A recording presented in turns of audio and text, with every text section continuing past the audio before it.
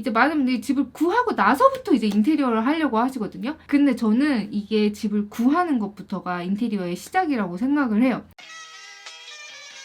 안녕하세요, 나린이 여러분. 인테리어 튜버 나른입니다. 오늘은 제가 인테리어 말고 인테리어 하기 전에 가장 필요한 게 있죠? 바로 집을 구하는 방법에 대해서 한번 얘기를 해보려고 합니다. 집 중에서도 원룸이나 투룸, 좀 자취집을 구하시는 분들이 좀 참고하시면 좋은 그런 비법을 알려드릴까 합니다. 저는 제가 진짜 좋은 집을 싸게 잘 구한다고 자신하거든요. 제가 살았던 집들은 제가 나갈 때 뭐 부동산에 내놓지 않아도 줄을 서서 내가 다음에 살겠다 이렇게 할 정도로 좋은 집들이었어요. 근데 이제 제가 구할 때는 막 빈집인 집들도 많았거든요. 그래서 제가 이렇게 흙 속에 진주의 집을 알아볼 수 있는 그런 방법을 여러분께 알려드리려고 합니다. 제가 살았던 집을 잠깐 보여드리면, 전에 살았던 집은 이태원의 보강동에 있는 집이었는데요. 방 2개짜리 12평 정도 되는 빌라였고요. 보강동을 잘 아시는 분들이 계실지 모르겠는데 여기가 한 10년 정도 재개발을 한다고 되게 시끄러웠던 동네예요. 그래서 동네에 새 집이 거의 없어요. 근데 제가 살던 집은 그 동네에서도 정말 깨끗하고 잘 지어진, 그리고 뷰까지 좋은 그런 집이었어요. 거기도 나름 한강뷰였었죠. 근데 여기가 보증금 500에 월세 60만 원짜리 집이었었는데요. 물론 좀 더 비싼 월세 100만 원, 뭐 200만 원 이렇게 하면 정말 좋은 집들 많이 있었겠죠? 근데 가성비 대비해서 정말 동네에서 가장 좋은 집이 아니었나 이렇게 생각을 합니다. 그랬기 때문에 제가 그 집에 무려 5년이나 살았었어요. 그게 2년 전인데 벌써 되게 옛날처럼 느껴지네요. 그 전에 제가 살았던 집은 이제 석촌호수 근처에 있던 집이었어요. 근데 그때는 지금처럼 그 시그널 있지도 않았었고, 거기에 뭐 속리단길 해가지고 요즘에 카페나 맛집도 많이 생겼잖아요. 근데 그때는 그렇지 않았었어요. 근데 저는 이제 이런 호수가 있고 좀 자연이 있고 이런 거를 되게 중요하게 생각을 해서 이제 거기에 집을 구했었는데, 그 집은 이제 8평 정도 되는 원룸이었는데 이제 리모델링 하는 거를 블로그에 올려가지고 블로그도 잘 됐었고, 지금 이렇게 제가 인테리어를 얘기하는 유튜브가 될 수 있었던 이제 시작이 그 집이었던 것 같아요. 그 집도 처음에는 비어 있었거든요. 제가 살면서 막 이제 사진 같은 거를 블로그에 올리고 하면은 되게 많은 분들이 8평처럼 안 보인다고, 훨씬 넓어 보인다고 그런 얘기를 많이 해주시기는 했어요. 보통 이제 그런 빌라들은 문 열면은 남의 집 뷰인 경우가 많잖아요. 근데 이 집은 되게 창문이 컸는데 이제 문을 열면은 옥상이 있고 이제 하늘이 보이는 그런 집이었어요. 여기는 이제 보증금 1,000만 원에 월세 50만 원짜리 집이었고요. 근데 이게 그 당시 그 동네에서 정말 싼 집이었어요. 바로 옆에 신축 그 빌라가 있었거든요. 근데 거기가 사이즈는 훨씬 작은데 그때 월세가 2,000에 70? 가격 대비 생각해도 크고 위치도 좋고 그랬어서 그 집에서도 저는 3년 정도 살았었어요.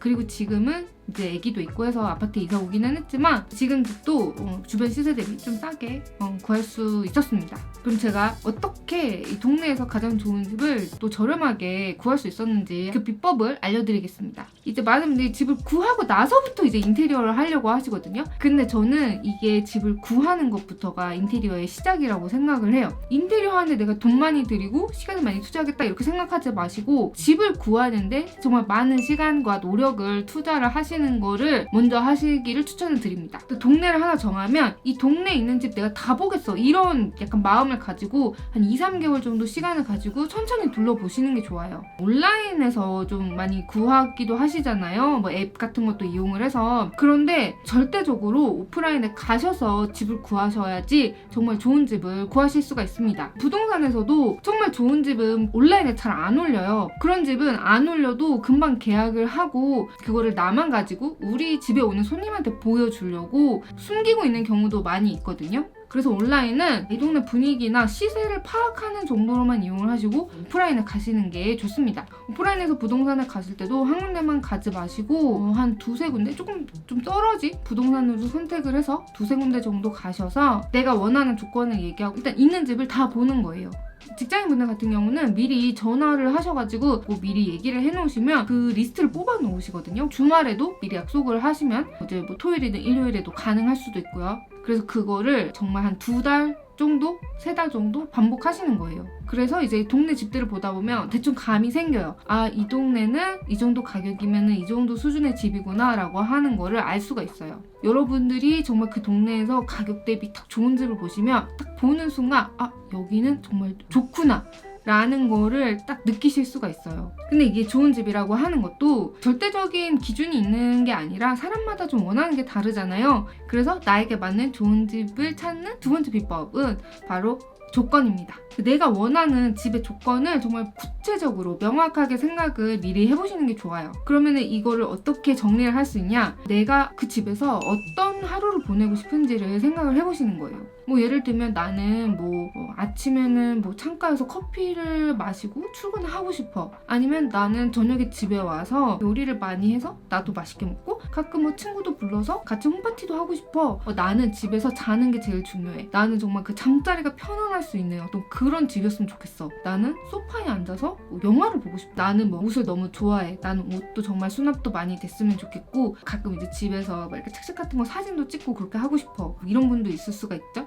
그래서 내가 이렇게 원하는 거를 머릿속에 좀 이렇게 좀 선명하게 비비드하게 그려보는 거예요. 그런 생활이 가능하려면 저는 출퇴근해야 되니까 역에서 가까운 게 제일 중요해요. 저는 주방이 정말 큰 게 좋아요. 저는 이제 수납 공간이 좀 많이 있었으면 좋겠어요. 이런 조건이 다 있을 거잖아요. 저 같은 경우는 이제 좀 뷰가 좋은 집, 해가 잘 들어오는 집, 창문이 열었을 때 막혀있지 않은 그게 진짜 첫 번째 조건이었거든요. 집을 보러 가면 바로 창문으로 가서 창문을 바로 먼저 열어봐요. 그 뷰가 좋은지 안 좋은지. 저는 이제 부동산을 얘기를 할 때부터 저는 앞에 막혀있는 집은 절대로 싫고요. 그리고 크기는 방 2개 정도는 있었으면 좋겠고 이런 조건을 다 얘기를 합니다.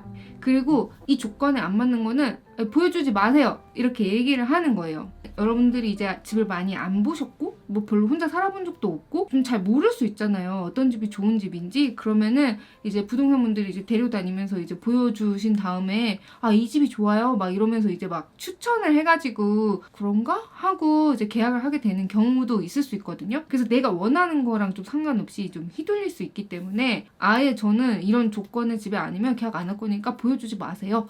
이렇게 얘기를 하시는 게 좋습니다. 그리고 특히 가격 같은 것도 좀 한계를 정확하게 또 정해가지고 가시는 게 좋아요. 왜 우리가 차를 사러 가서 이제 아반떼 사러 갔다가 제네시스 타고 나온다고 하잖아요. 그것처럼 집도 보다 보면 월세 5만 원만 더 내면 10만 원만 더 내면 좀 더 이렇게 집 좋아지는데 이런 생각을 하면서 점점 비싼 집을 보게 되고 눈이 높아지니까 비싼 집에 살고 싶어지잖아요.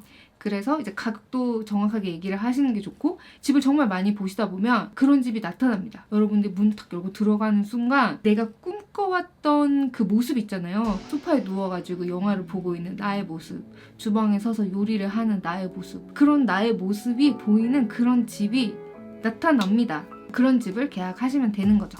좋은 집들은 보통 세입자들이 잘 이사 나가지 않기 때문에 우리가 찾아갔을 때 기다리고 있지 않아요. 그래서 우리가 시간을 들여서 그런 집이 나타나기를 기다려야 되거든요. 한번 찾을 때 좀 고생을 해서 좀 찾아 놓으면 좋은 집에서 오랫동안 살 수 있기 때문에 이사 다니면서 복비나 이사비나 이런 것도 안 들고 인테리어 하는데 꾸미고 이런 비용도 절약할 수 있기 때문에 저는 훨씬 경제적이라고 생각을 하거든요. 그래서 이렇게 정말 좋은 집에 들어가셔가지고 여러분들이 정말 그 집을 내가 살기 너무 편하고 행복한 공간으로 이렇게 만들어 놓으시면 그런 집은 부동산에 내놓으면 거의 한두 번째 보신 분이 바로 계약을 하시는 경우가 진짜 많아요. 내가 집 이사 가야 되는데 보증금 못 받으면 어떡하지? 그런 걱정을 할 필요도 없는 거죠. 영상을 보신 나린이 여러분들도 제가 알려드린 방법을 이용을 하시면 정말 좋은 집을 구하셔서 행복하게 사실 수 있을 거예요. 이제 또 수능 보고 이제 대학생이 되신 분들 이런 분들도 계실 거고 대학생 분들도 학교에 가셔야 되는 분들도 많이 계실 텐데